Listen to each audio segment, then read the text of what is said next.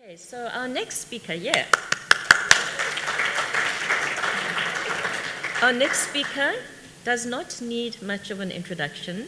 I always say Oresti is my wingman. You'll see us working out of a coffee shop in Dunkeld in Fournos on a Saturday morning, organizing Pamro, talking about stuff and everything Pamro. But he does a lot more than that. He's the CEO of the Ornico Group. He's been at the cutting edge of media transformation, media monitoring. He's the chairman of the Media Monitoring Association of South Africa and a member of FEBE, many, many other things. Oresti did his MBA in social media long before Twitter was even a tweet or a tweet.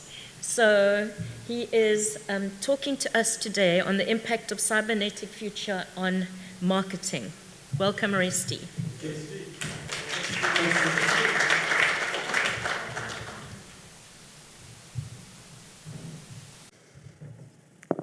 Hey Siri. Hello, Oresti. Yes, I am here. Tell me the exact number of people that are here at Pamro this year. 127 people from around the world registered to attend Pamro 2019 in Mauritius. And Siri, tell me, who are these important people? I know a lot of them are important, but just give me a couple of names. Sifiso Falala, apparently he is the president of Pamro. He is quite a guy. Jennifer Daniel, the executive director of Pamro. There are other amazing people like Jonadab Egbo and Biden. Okay. Philippa and Agri. Okay, Siri, sure. Thank you. But Oresti, I haven't finished. I know, Siri, but I've only got 30 minutes to complete this. Just give me a break. So, Siri, just quickly, how many people are on Facebook in Nigeria?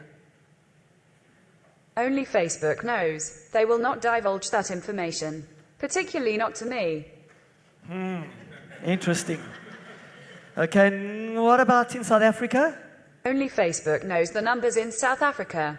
They will only provide some approximate numbers. Yeah. So, doesn't that make it really difficult for media agencies, brands, etc., to kind of get the real numbers? But Oresti, you know I cannot comment on that. They may just kill me off. Okay, thank you, Siri. It is a pleasure, Oresti. Enjoy Pamro 2019. Cool. So, Alan, thank you for that talk, because I think I'm going to talk about that intersection of Pillar 12, which is innovation, and specifically about fiber optic. I mean, why do we need fiber optic in the future?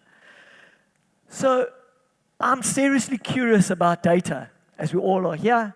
I'm curious about brands, I'm curious about news, I'm curious about research. So, the future actually makes me seriously excited, but it also makes me a little concerned about where we're going. And we all know that there's been a hell of a lot of articles that have been written about data. We know there's a lot of articles written about fake news. So, what is going to happen in the future? But before we go forward, let's go a little bit back. 2016, as researchers, our reputation was trashed. Brexit happened, but none of the researchers predicted it. Donald Trump, Mr. Famous, got elected, and the researchers got it wrong. So what happened, and how do we prevent that happening to us as researchers going forward?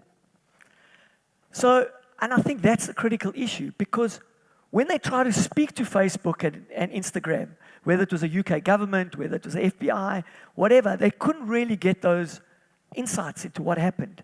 We all know the peripheral areas of Cambridge Analytica, but we didn't understand exactly what happened. And there was a couple of investigative journalists that actually tried to find what exactly happened during Brexit and the Donald Trump crisis, I'll call it. So when they looked at it, they couldn't find an archive of ads. And that's kind of crazy. These investigative journalists couldn't find how much money was spent behind those campaigns. They couldn't find who was advertised to, how often they were advertised, what money was put in, what impact. And I mean, that's kind of crazy in this world of that we believe should be transparent. And the scary thing is Facebook and Mark Zuckerberg refused to get any of those answers to the UK government. It's unacceptable. So was the UK and was the US society hoodwinked? And were they misled? And I keep asking, specifically with Facebook and all the news stuff that's going out there, is society hoodwinked about Africa at the end of the day? So we're currently consuming data at unprecedented levels and in different ways, and that's before 5G. Can you imagine what will happen during the 5G era? So 5G will really affect news, fake news, data, etc. And I'm here in front of the gods of data and the doyens of the research industry to say, guys, it's really up to us to predict our future. It's up to us, people like Alan, etc., that work with governments to say, listen, guys, we can't accept these monoliths having that kind of data without sharing it with us, as Siri said to us in the beginning. But also about our brands. Actually, it's the brands that are putting money behind Facebook and Instagram and Twitter. But yet they're dictating the kind of crumbs of information and data that they're giving us. And then we really believe it at the end of the day. So this discussion and this conversation I'm having is actually about the future. It's really a thought discusser. It's a content, let's just debate it. It's more about that than anything else. And just remember that we cannot predict the future and cannot decide the future with our current headspaces. We need to try and shift our heads into the future. So, now that I've gone a little bit back, let me go even further back. I love science fiction movies. I'm sure a lot of people here, I know that Claire O'Neill loves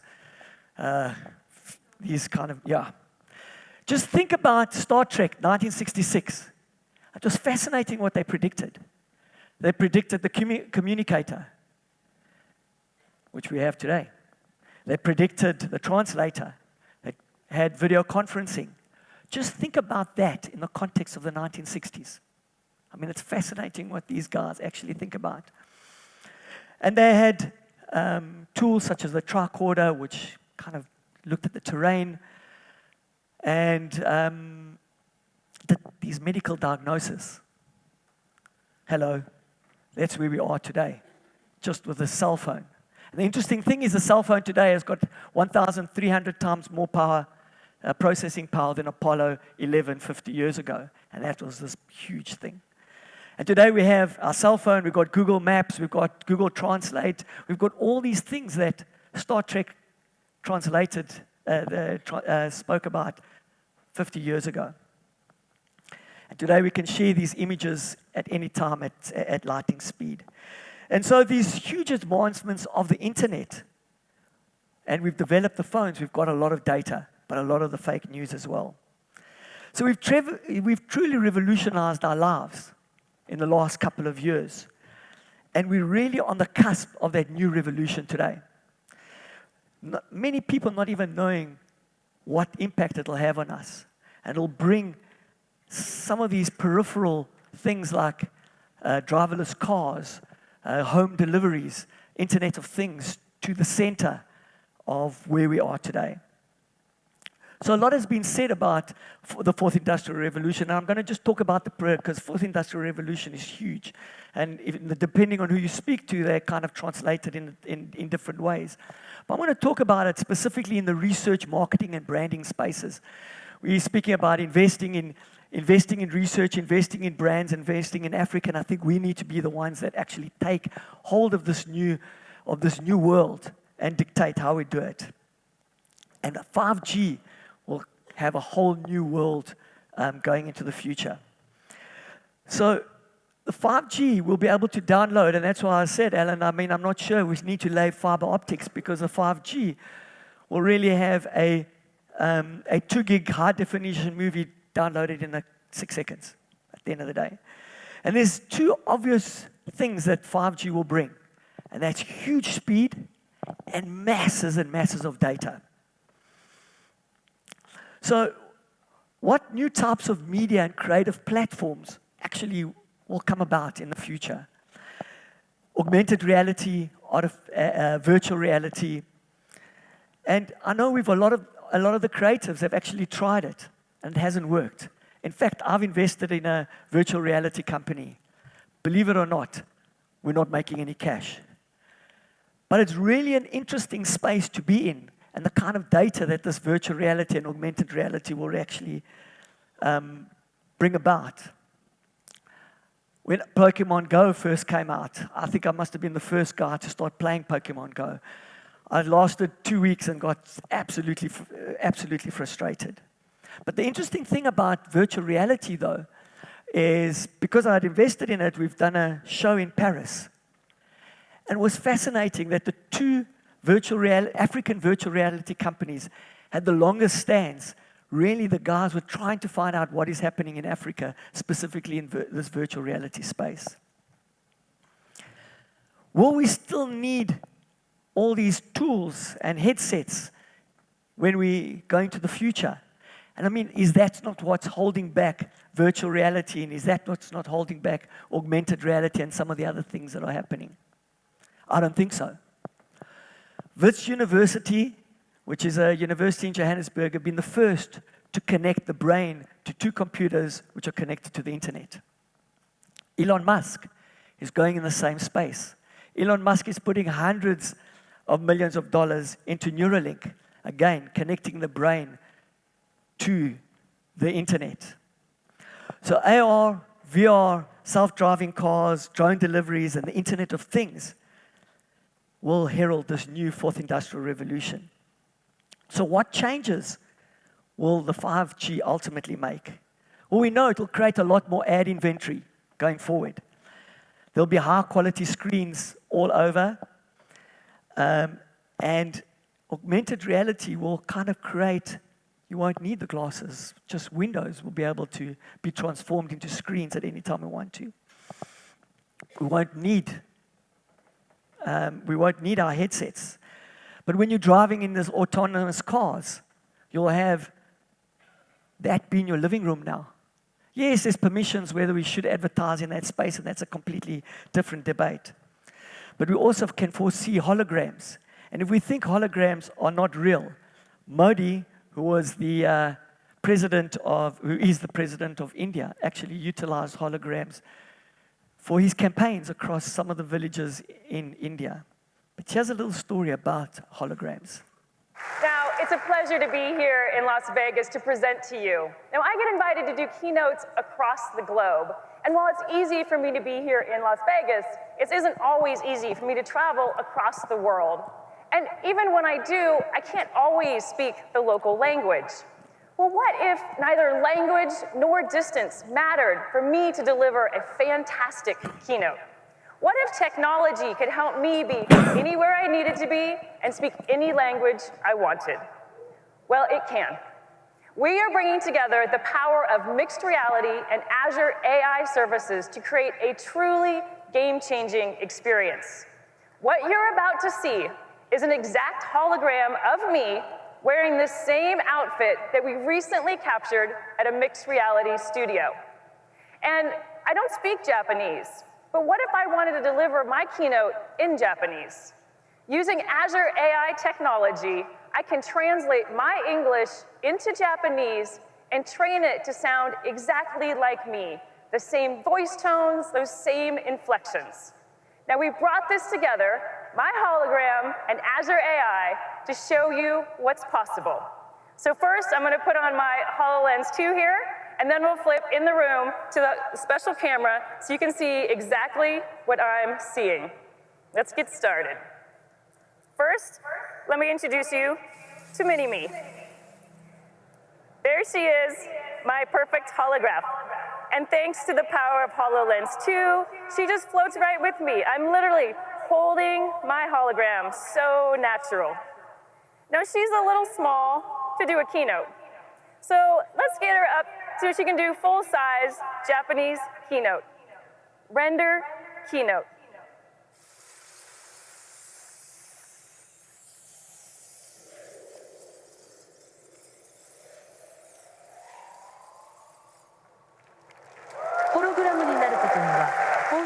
驚くべきことがあります。私たちは最新の複合現実キャプチャ技術を使用し、私のホログラムを作成しています。実在の人物をホログラムとして見たことがあるかもしれませんが、私が実際に日本語を話しているのが新しいのです。私は日本語を話しませんが、私の声とホログラムは完璧な日本語で話しています。これはニューラルテキスト読み上げと呼ばれる最新の人工知能技術、いわゆるニューラル TTS を使用しています。私たちは自分の声の録音を使用し、私のように聞こえる私自身の個人的な音声署名を作成します。日本語からフランス語、ポルトガル語まで話せます。今、この技術は私たちが働き、遊び、生活する方法に関して、世界中の国境や障壁を取り除くことができると想像してみてください。まさに SF が現実になるところです。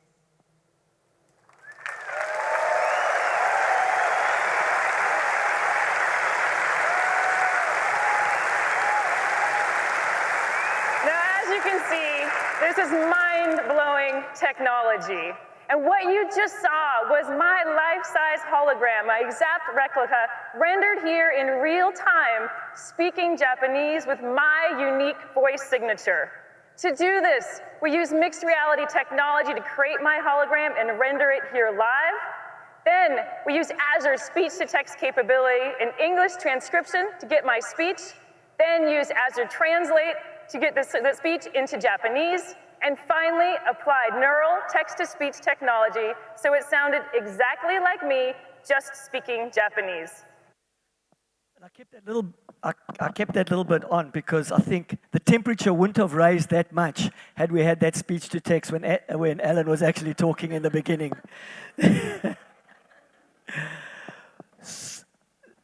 Oops, I'm going the wrong way. Okay, so with self-driving cars, being one of the self-driving cars, drone deliveries, augmented reality, IoT, the Internet of Things, that being a major feature of the fourth industrial revolution, that's what 5G will actually enable kind of going forward. With such high-speed connectivity, marketers and media owners ultimately will need to prepare for this new digital revolution, where ad load times become real time.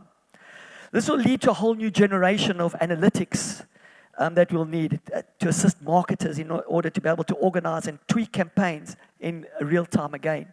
Just think about it. You utilize your e-wallet and you purchase nappies. At my age, I've got to start thinking about it. Then you know that you don't actually need to start actually advertising to me for nappies for the next couple of weeks. So this whole integration between everything becomes really important. So as more aspects of the consumer starts getting connected, more data will be created and real-time analytics will become so much more advanced. But again, the profile of the consumer will change. His journey will change. And much more importantly, the consumer touch points will increase absolutely dramatically. And I think that ties up into your speech kind of going forward. So the speed of connectivity in conjunction with artificial intelligence will change the way we actually work and produce and provide us with the most relevant content at a particular time and a place. And if you think it doesn't happen, it sort of happens at the moment. And can you imagine when there's actually much more data points going forward? The Economist has spoken about that the most valuable resource is no longer oil, but data. And I think that's really important. But data has to be transparent. Otherwise, it becomes useless. All these monoliths, like the Facebooks and the Instagrams, etc., will be the ones that really will control the data and control the consumer. And that becomes problematic. And that's why I'm talking to you again as the doyens of this industry. We need to ensure that it doesn't happen. And I know some of you are saying, oh, it can't be done. Nelson Mandela said, it always seems impossible until it's done. So yes, we may see that it can't be done, but actually if we all put our heads together, we collaborate, it can happen. So with the Internet of Things and the maturity of this new 5G world, there'll be two things that happen. More speed, higher speeds, and much more data. And so there's going to be, with this much more data, there's going to be a whole abundance of this new world, of this new oil that will be created in the future. But there's going to be a big challenge, is how do we as researchers control this and we don't lose our reputation like we did in the past in some instances, and how do we control this? And we all know, and how do we cope with this masses of data? We all know today only 3% of the data is tagged. And even out of that, even less is actually analyzed. So it's really becoming critical going forward with 5G. And I know there's going to be, and there is a lot of duplications currently, and there will be even more duplications going forward. But the Internet of Things will be a huge driver of this data creation. And that means that real-time analytics becomes absolutely critical. And we need to share this data. We around here need to engage between each other, so that we can share this data and help our brands kind of grow. So we mustn't see it in these big data silos. Obviously, just as the video from Joachim said, we also need to protect that data, because there's going to be a lot of data that there cannot be. There was already a backlash in this data. We must just really make sure that we protect this. And though that we are, as market researchers, we have this responsibility to ensure that we don't utilize this data for nefarious reasons. And I really believe that Africa is really poised for this new 5G world. South Africa, with Vodacom and MTN, they've actually done a couple of trials in 2018 with 5G. So it's starting to happen. At the Mobile World Congress, they've written off Africa. They said Africa is not going to work with 5G. They can't even get 3G and 4G right. I disagree with that.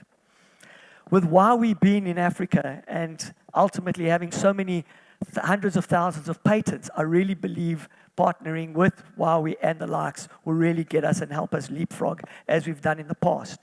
Safaricom has created some fantastic technology with TubeStar in Kenya. And they also looking at certain 5G operating base stations, specifically in the urban areas, but ultimately that has really kind of will help us again leapfrog. So 5G technology will make a huge impact on economic growth for us as a continent. Again, we need to look at bandwidth and make sure that bandwidth is freed. And the reality, I believe, is that we need to partner. There's going to be so much data that if we don't partner, it's going to become absolutely problematic. But we also know we need to partner not with each other, but with our brands. Just think about the amount of data that's going to be just with our brands, in marketing, in sales, in HR, in finance, and more importantly, with the Internet of Things, in IT. So marrying these individual data sources will create valuable insights for clients. But we also know that data silos should not happen. They're absolutely dangerous and shouldn't, and will just create much more monoliths like the Facebooks and Instagrams and Twitter into the future. So I think what we need to do is let's engage, let's partner, let's think of the world, in the 5G world, not in our current environment. Let's transport ourselves and see how do we utilize this data and how we engage to take it forward. Thank you very much. Thank you, Oresti. Another stellar presentation. Another hand of applause, please. I think we all speak in the same language. Alan kicked it off. Okay, so we know our challenges. We're talking to them. 5G, we've got to get it. We've got to get all of our state broadcasters, not just SA, to move away from digital analog to DTT to free up the spectrum. That is key. And there's a data avalanche, guys. We know that. We're talking to all of you. We need to make sense of it all. That's what it's about. And many people have been talking about African proverbs. And the one I always talk about, is if we want to go far, go together. If you want to go fast, go alone.